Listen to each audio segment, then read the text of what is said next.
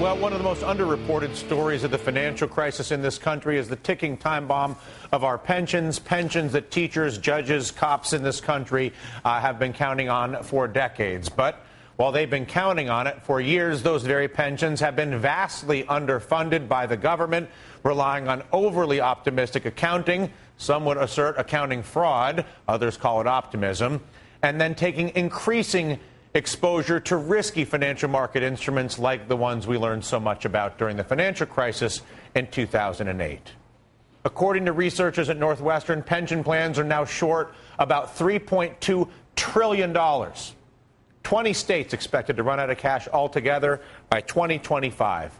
You add sinking revenues, down $66 billion in 2009, to lower than expected investment returns, plus years of state and federal politicians borrowing against these terminally underfunded accounts to have giveaways that keep them in their job, from tax cuts to special interest favors, and you end up with a state pension system teetering on the brink, and the recklessness of those politicians and its self-serving nature about to be, well, the punishment delivered to America's teachers, cops, judges, and other pensioners. California's pension system, in particular, has been widely viewed as a financial horror show, underfunded to the tune of $500 billion. But it turns out the city of San Diego may be coping better than a lot of California is.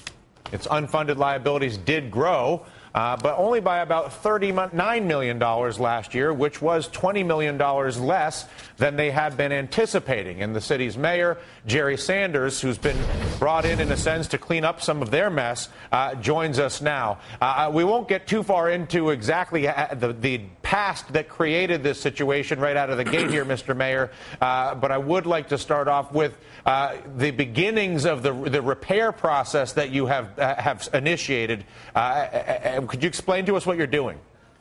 Sure. I was elected about 5 years ago, and one of the first things we did was we put a ballot proposition on that the voters approved to make sure that any increase in pension benefits would have to go in front of the voters.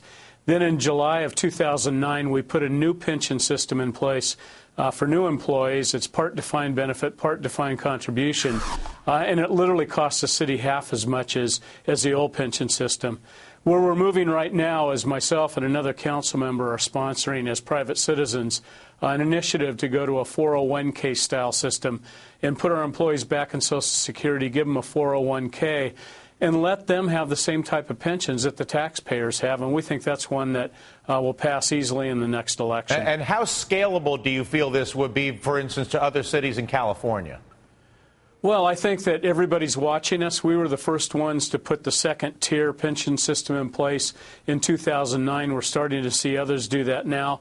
We're one of the first to actually have our employees pay their full half of the pension plan. A lot of California employers pay the entire amount. And now they're watching the 401k. I think there's a lot of interest in it, and I think that this will be a hotly contested election by the unions because they simply don't want to see it happen. And how meaningful has the improvement in your shortfall been since you've done some of this? Well, you were just given the numbers. We had a pension payment that would have been about $20 million higher had we not won a couple of lawsuits. We've kept a cap on pay.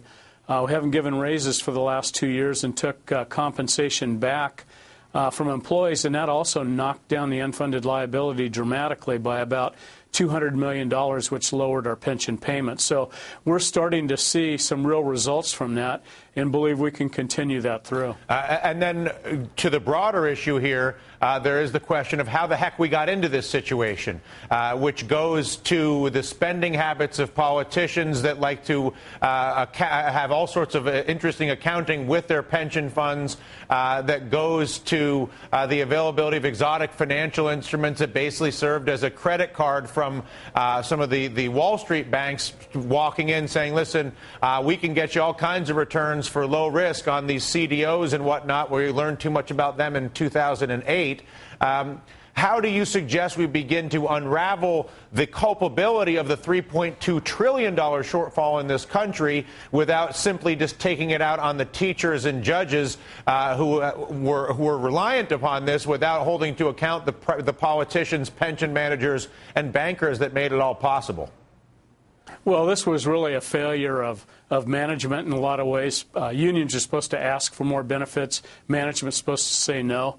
In the case of San Diego, though, twice the city couldn't make its payment or didn't want to make its payment, and the union said, that's fine, give us a bigger benefit and we won't make you make those payments. So literally over a period of 20 years, they racked up a huge debt in the pension system, and they simply didn't make any payments. So they underfunded the system.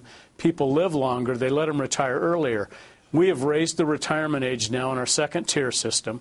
We're working right now on, and we just announced today, a voluntary negotiations with our employees to end one of the, we have about 10 lawsuits going right now, to end those in, if we can cap their pensionable pay for a number of years, because that lowers the actuarially required contribution.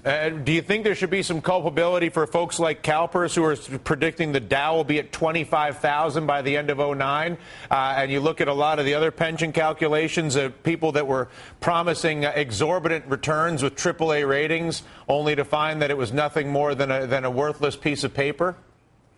Well, I think that we see that all the time, and people are prosecuted for fraud if they're in the private sector.